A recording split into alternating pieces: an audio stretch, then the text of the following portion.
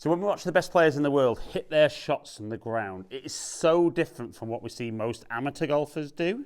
So I think setup-wise looks very, very similar, but when a tour player hits that shot, it looks effortless, but they hit the ball a really good distance with lots and lots of accuracy. And yet when I watch a lot of amateur golfers, they seem to get themselves in some good positions at address, but then seem to put a lot of effort into the golf swing to hit the ball offline and really no distance for the speed they feel that they're generating. So what is the biggest difference between the elite ball strikers and most amateur golfers? So for me, it's really about how they get the energy from the club into the golf ball and how they control where the lowest point of their golf swing is by moving their body differently to nearly every golfer that plays recreational golf.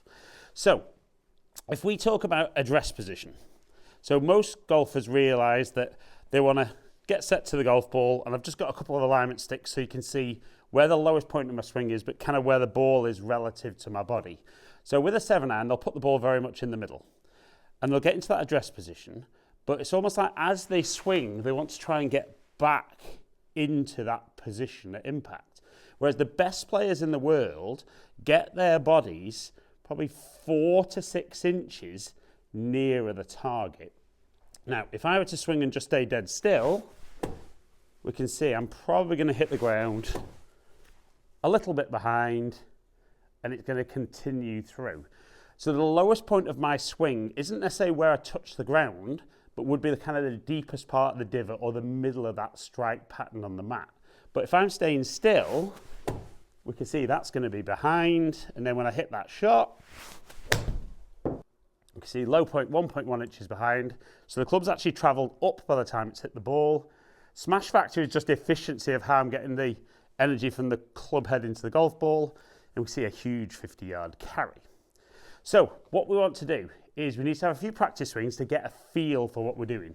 So we're going to set up as normal, and as we're reaching the top of our backswing, we want to feel that we're already starting to move towards a target, and then we want to keep going and then swing down. So we can see straight away there, I touched the mat after and then continued into the mat. So my low point would have been much further ahead. So do that again.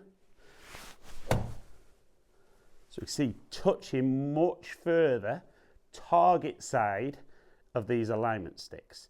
Now, I would say when you do this initially, it'll feel very different if you're not a good ball striker.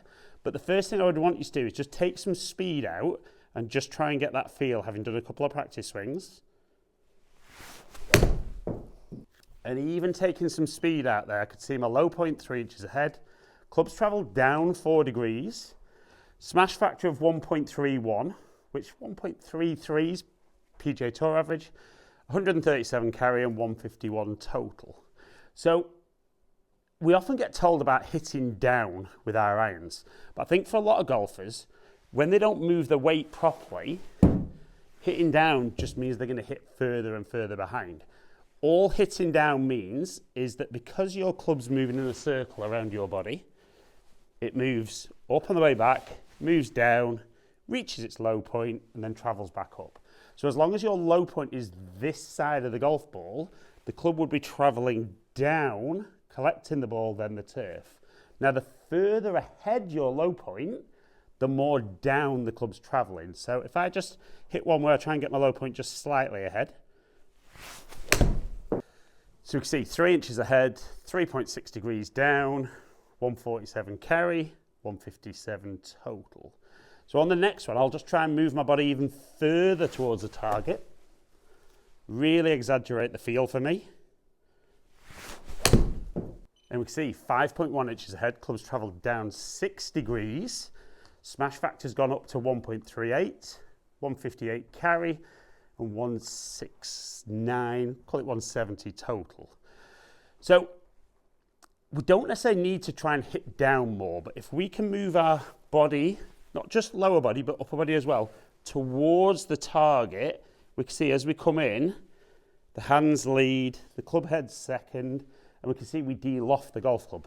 Whereas so many golfers are this way adding loft that even if they strike it, we're never getting energy efficiently from club head to golf ball.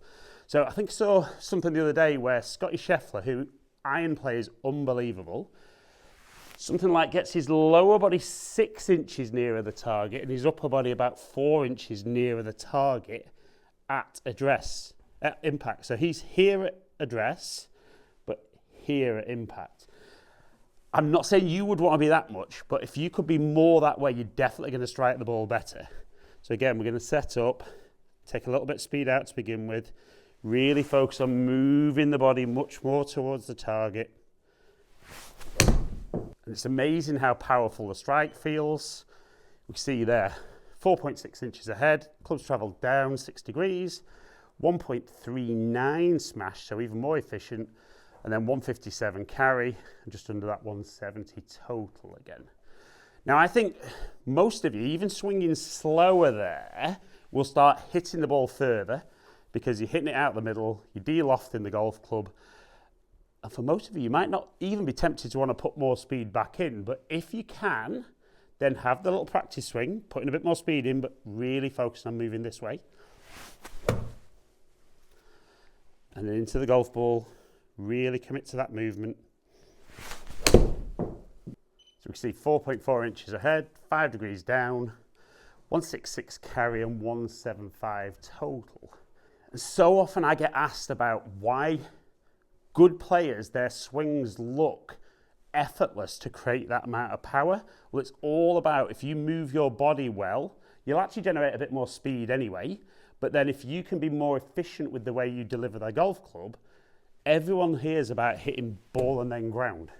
And yet, if you move your body in a way that gets back here, you're only ever going to hit the ground first, or you're going to miss the ground and thin and top the golf ball.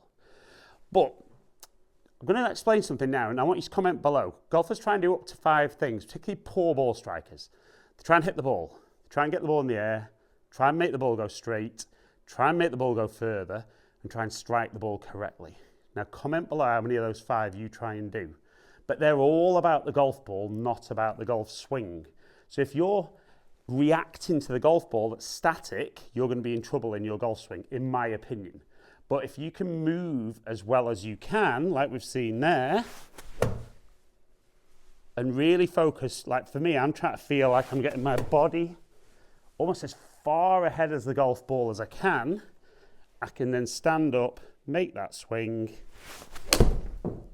strike the ball perfectly, and you might not hit it the distance the best players in the world do, but you'll definitely be delivering the club more like the elite ball strikers, and I guarantee you'll enjoy your golf more and get your scores down.